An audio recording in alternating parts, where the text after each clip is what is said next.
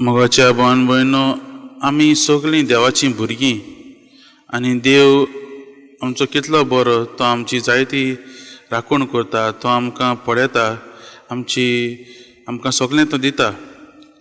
आनी हेंच इज्रायल लोक ते हें विसरलेले आनी ते पातकान तांची जिवितान पातकान बुडलोलीं. देखून ह्या पातकांक लागून ते बाबिलोनांत ते गुलाम जावंक पावले आनी ते बाबिलोन देशांत ते गुलामपणीन आसले. पूण आयज ते गुलामपणींतल्यान भायर सरतात.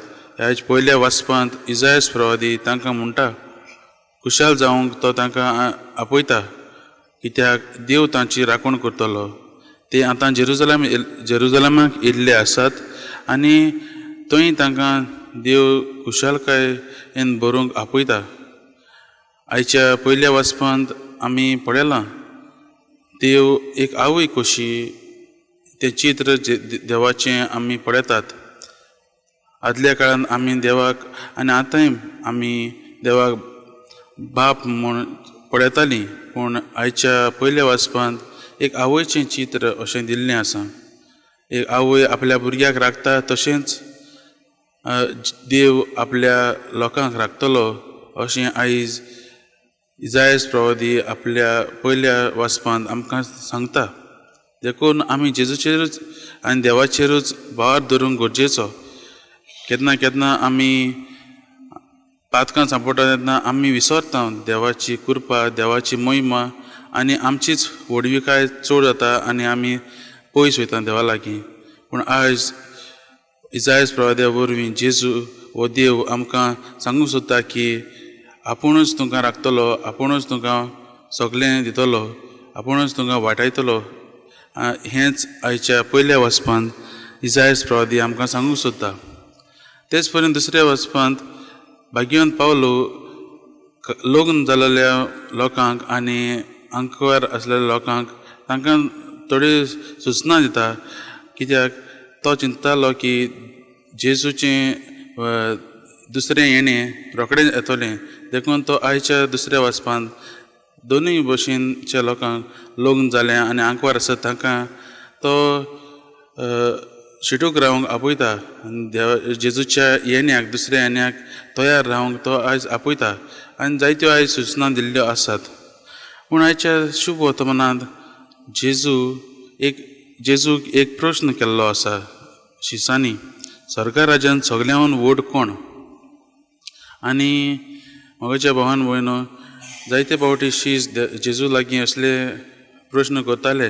जेन्ना ते घरांत भितर सरताले तेन्ना जेजू लागीं प्रश्न करताले आनी जेजू तांकां बरी शिकवण दितालो. आनी हेंच प्रश्न पयले फावटीच न्हू, पूण मार्कूच्याय आवेस्वरांत, मार्कूच्याय शुभ वर्तमानांत आमी आयकल्लो आसा शिसां मदें व्हड कोण तें समजून घेवंक तांचे मदें जायतो वाद विवाद जाता. आनी हें पयलेच फावटी न्हू, आनीक एक फावटी देखून जेन्ना जाकोब आनी जुआंव आपल्या आवय बरोबर जेजू लागीं येतात तेन्ना ताची आवय जेजूक सांगता आपल्याच्या पुताक तुज्या उजव्या आनी दाव्या कडेन बसय म्हणून सर्गीच्या राजान.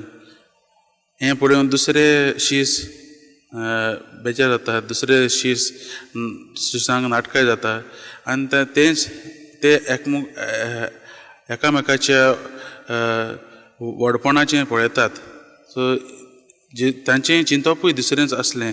देखून आयज जेजू तांकां एक बरीच एक धाकटुल्या भुरग्याची एक भुरग्याक हाडून तांकां एक उदाहरण दिता, कित्याक की तुमी धाकटुल्या भुरग्यां भाशेन जावंक गरजेचीं. धाकटुल्या भुरग्यां भाशेन जाल्यारूच आनी ती खालतीक जाल्यारूच तुमी व्हड. हेंच आयज जेजू शुभ वर्तमान आमकां सांगूंक सोदता.